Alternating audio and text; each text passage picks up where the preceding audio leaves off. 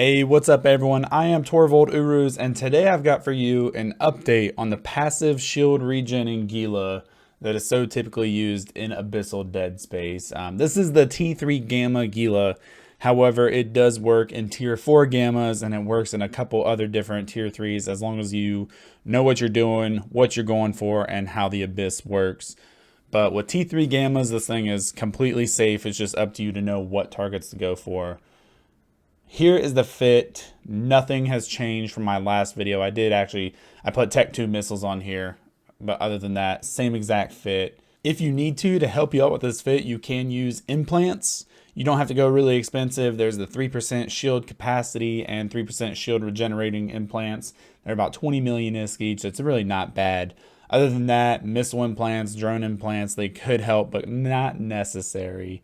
So here it is. This thing works. Here are my numbers. These are based off my skills, obviously. So your numbers may differ. I have pretty good skills all around. The first room I wanted to show you here is the Tessera room. This one isn't that hard. You just gotta stay away from the Tesseras, and you've got to make sure your drones do not take aggro.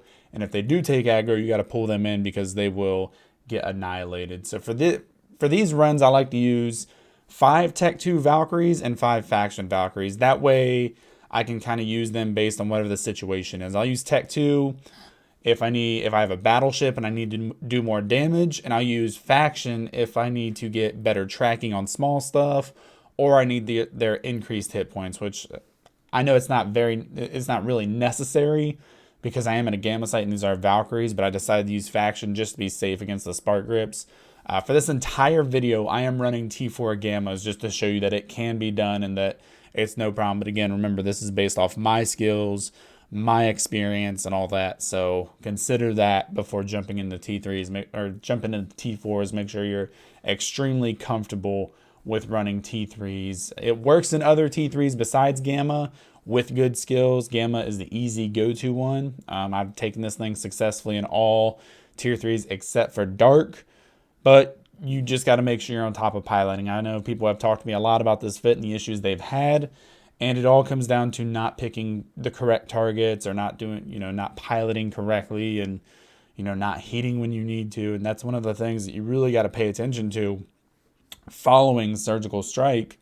The 2 adapted invuls there, they took a little bit of a hit with the overall resistance they give to your shields. You need to be aware of that, and you need to be ready to heat them if you're taking more damage than you can handle. It's not hard at all to heat them. You don't have to do it very long. Their heat damage doesn't build up that much. Just be paying attention to it and use it when needed. Your maximum shield regeneration is at about 25-30%. And you really don't want to get down to that point. So if you see yourself starting to dip down to 40%, it might be a good time to go ahead and start using those shield hardeners and getting the heat on there, and taking precautionary measures before you hit that 30% shields. But there's that room. Pretty easy. Like I said, just keep aggro off the drones and pull them in when you need to. The next room we're coming into here is the infamous Charybdis Tyrannos room, with quite a bit of difficulty with the NPCs surrounding Charybdis Tyrannos. So we've got the Entanglers and the Null Chargers, the most dangerous NPCs to the Gila once the Charybdis Tyrannos is on field. So the objective here, kill the Null Chargers as soon as possible. Get maximum damage on them, missiles, drones, all that, bring them down.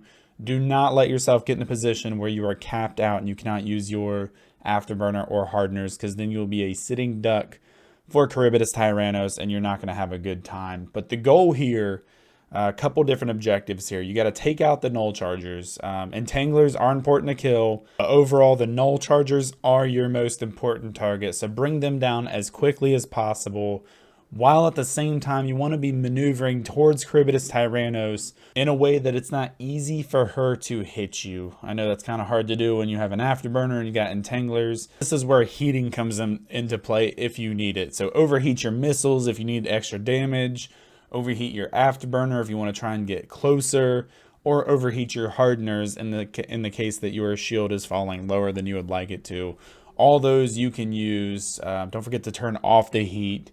But this is the one I hear a lot of people have issues with. They get in these rooms with null chargers or anything that newts them, and they don't kill them as quickly as they can, and that leads to ultimately them dying because their adaptives turn off, their afterburner turns off, and there's nothing they can do. From this point, all the null chargers are dead and my cap is safe, but at the same time, I've still got these entanglers on me, making it a really hard task to evade the gunfire of Charybdis Tyrannos. So again, heat hardeners, once you start getting to a point where you think your shields are going to start struggling, especially at this point where you've got entanglers on you, your shield's already low, and Charybdis Tyrannos is in the perfect position to really hammer down on you. But you can see how quickly these guys go down. Again, this is with my skills. I have pretty good DPS with this thing, but you shouldn't have many issues. I mean, my shields are dipping low, but ultimately I'm able to bring all these guys down. And once everyone's dead, it's smooth from there. You just avoid the damage. You don't even, I don't worry too much about getting missiles on Charybdis Tyrannos and getting that range, because she usually does get out pretty far from you. It kind of depends on where she is and where the loot is and where the gate is. I tend to just send drones after her and stay closer to the gate. If there's if you have the opportunity to get in that 32 kilometers or whatever your range is with your missiles to actually get that damage on her, that will help. But ultimately, you got to be thinking about time after you kill her and getting back to the gate, just worrying about that. I know a lot of people use MTUs in the Abyss, and that is definitely a good idea. I do not. I don't usually put forth the extra effort towards it, so kind of got to be thinking about getting the loot before you fly past it or anything, so getting that. But once everything's dead and it's just you and the battleship, it's really not that hard. You just gotta evade the damage, keep moving in a path where it's harder for her to hit you, and just let drones take her out. It's as easy as that. Again, if you have the ability to get missiles on her, if you can swing getting that close, within 30 kilometers of her and not getting too far from the gate, go for it. That extra damage obviously helps. Here I decide to just stay on the gate and let drones kill her because I know my shields are going to be okay. We got that regen going. If it looks like I'm taking more damage or I'm, getting in a little bit of dangerous situation here, I'll heat those hardeners again. But other than that, right here is a comfortable spot to be in. You can see how she's missing shots, or when she is hitting me, I'm regenerating that shield hit points. So nothing too dangerous here. Again, I cannot stress enough, kill null chargers. Every second those guys are on field is just more chance for you to die and more chance for you to get capped out. And without your adaptives or afterburner on, you're gonna be in a really tough spot against Charybdis Tyrannos. Here I do decide to go ahead and burn out there and get missiles on her just to get that extra DPS. Not too worried about her damage actually breaking me at this point before I can kill her. So no problem there. And she is shield tank. So once those shields are gone, she goes down pretty quickly. And again, good idea to start heading towards the gate once you see that she's about to die. That way you can be ready to activate and cut a little bit of time off. Whatever it takes to cut seconds off your time is good. The faster you go, the better, just in case you have a couple crazy spawns that take you longer than you would like.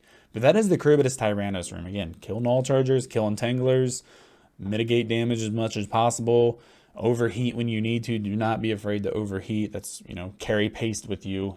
The last room I'm going to show you here today is one people have a lot of issues with. It is the Vedmak and Damavik room. These guys cause a lot of problems for passive regen Gilas.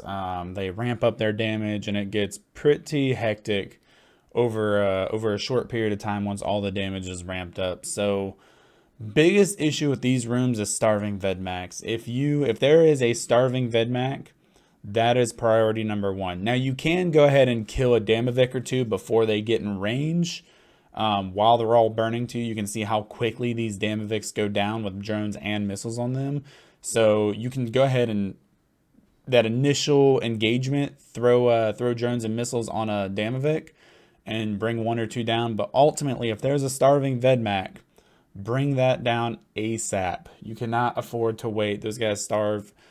They newt you for a lot of capacitor, and over time they build up damage. They're newting you, And if you're a couple minutes in this room and there's still a starving, if you're 2-3 minutes in this room and there's still a starving Damavik on grid, you're most likely gonna die because your cap's gonna run out and the damage is gonna be too much. So be paying attention to that. Also, starving Damaviks, while not too much of an issue, they're definitely something you don't want around too long because, again, capacitor is vital with this fit, keeping those adaptives going, keeping the Afterburner going. And in this situation, Afterburner is not 100% necessary. If you're being capped out, that's the first thing you turn off. If your cap is gone, turn off the Afterburner. Let your adaptives kind of save you there and kill whatever nuding ship there is. But yeah, the longer these guys are on grid, the worse it is for you. So be paying attention to that. Paying attention to what is on grid and what Damaviks you've got to worry about. Tangling Damaviks, they're another one that you need to worry about right after starving, because, you know, the easier it is for you to get hit, even though these guys have great tracking and, you know, their weapons hit you pretty easily. Still, get those tangling off you right after you finish all the starvings, and from there it's pretty easy. I find Tech 2 drones hit Damaviks pretty easily. No real need to use faction for Damaviks. If for some reason you see your drones aren't hitting that many shots and maybe you don't have the correct skills trained or something, maybe use faction. But, you know, overall, I don't have any issues with drones applying to these Damaviks. So I decided to use Tech 2 for maximum damage. But you can see that's, like, in Gamma sites, these the Triglavians go down pretty quickly and they're really easy to take down. Our armored tanks, so obviously they don't get the buff from the actual site itself. So there's that advantage right there, but pretty easy. Like I said, you just gotta get on them quick enough and pick the right targets. The wrong target selection will kill you, so be paying attention to that. This is not the PvE where you can just kind of, you know, get complacent with and ignore your typical routine. You've got to really be on top of it, paying attention to what's on grid with you. But overall, that is the T4 Gamma Gila. Again, it works in all the T3s. T4, it only works in Gamma. Only works in Gamma. So remember that. Thank you for watching. Hopefully this video has helped you get out there in the abyss, and I will see you all next time.